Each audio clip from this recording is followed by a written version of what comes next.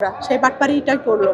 তারা ঠিকই উপরে আছে, বসে বসে চা খাচ্ছে আর ওই জানালার ফাঁক দিয়ে দেখতেছে আমরা নিচে বসে কি করি, আর তামাশা দেখতেছে। কারণ আমরা দেশের জনগণ, ওনারা তো হচ্ছে এখন রাজা, তাদের তামাশা দেখতেছে। মূলত ঘটনা হচ্ছে বাংলাদেশ আমজনগণ পার্টি নিবন্ধন প্রক্রিয়ায় প্রথম স্থান অধিকার করেছে। আমাদেরকে নিবন্ধন না দিয়ে অন্য দুটি দলকে নিবন্ধন দিয়েছে, তাতে আমাদের আপত্তি নেই।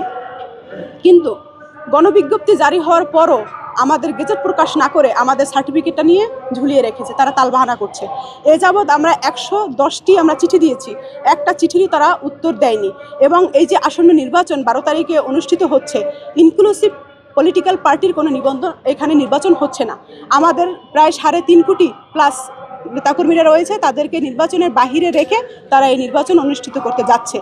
এখন আমাদের লক্ষ্য এবং উদ্দেশ্য হচ্ছে, আমাদের যেহেতু গণবিজ্ঞপ্তি জারি হয়েছে, আপনারা আমাদেরকে গেজেট প্রকাশ করে আমাদের সার্টিফিকেট দিয়ে দেন।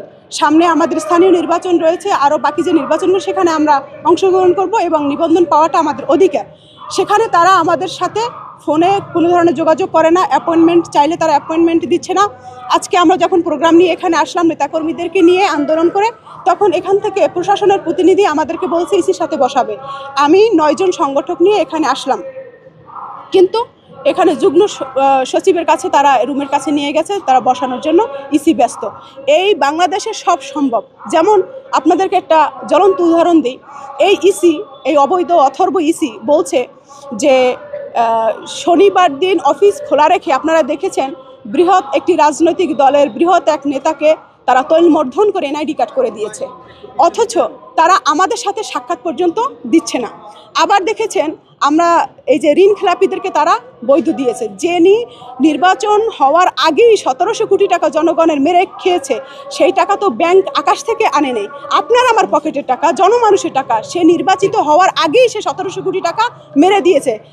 সানাউল্লাহ সাহেব মনে কষ্ট নিয়ে শালাদুলাভাই সম্পর্ক নিয়ে বলেছে যে মাথায় হাত পুছিয়ে যে ভাই আপনি এমপি হওয়ার পর দয়া করে আপনি টাকাটা দিয়ে দিয়েন। একই নাটকীয়তা। তাহলে ওনারা কিভাবে একটা দলের প্রতি এভাবে হেলে পড়ে ওনারা কিভাবে অবৈধ এরকম কার্যক্রম চালিয়ে যাচ্ছে? তাহলে জনগণের যে আস্থা সেটি অলরেডি ওনারা হারিয়ে ফেলছে। আপনারা জানেন যে 12ই ফেব্রুয়ারি যে নির্বাচন হবে, এটি একটি বড় রাজনৈতিক দলকে তারা ক্ষমতা হস্তান্তর করবে। কে বিরোধী দল হবে সেটিও সিদ্ধান্ত আপনারা আমার টাকার পৈশাচিক উল্লাস করবে 12 তারিখ তারা নির্বাচনের খরচের নামে। দেখলাম বিষয়টি হচ্ছে, একটি রাজনৈতিক দলে নিবন্ধন দেওয়ার ক্ষেত্রে যখন গণবিজ্ঞপ্তি জারি করা হয়, তখন যদি কারো কোনো ওজোর আপত্তি থাকে, সেটার জন্য একটা সার্টেন টাইম থাকে, তার মধ্যে কমপ্লেইন দিতে হবে। সেই কমপ্লেইন দেওয়ার পরে তাদের যে রুল সেটি হচ্ছে 2 পক্ষকে বসে শুনানি হবে। শুনানি হওয়ার পরে তারা এটি সুরাহা করবে। তারা করছে কি, সেই শুনানির ডেট না দিয়ে তারা এটি স্বরাষ্ট্র মন্ত্রণালয়ে পাঠিয়েছে। আচ্ছা, আপনি তো এই দেশেরই সন্তান, আপনি তো তরুণ, আপনার ইতিহাস সম্পর্কে ধারণা আছে। আপনি বলেন তো, স্বাধীনতার পর থেকে এই পর্যন্ত কোনো রাজনৈতিক দলকে স্বরাষ্ট্র মন্ত্রণালয় থেকে তদন্ত করে কোনো নিবন্ধন দেওয়া হয়েছে কিনা?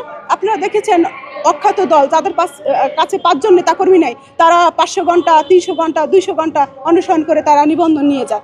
অথচ আমি 103টি জেলা এবং 23টি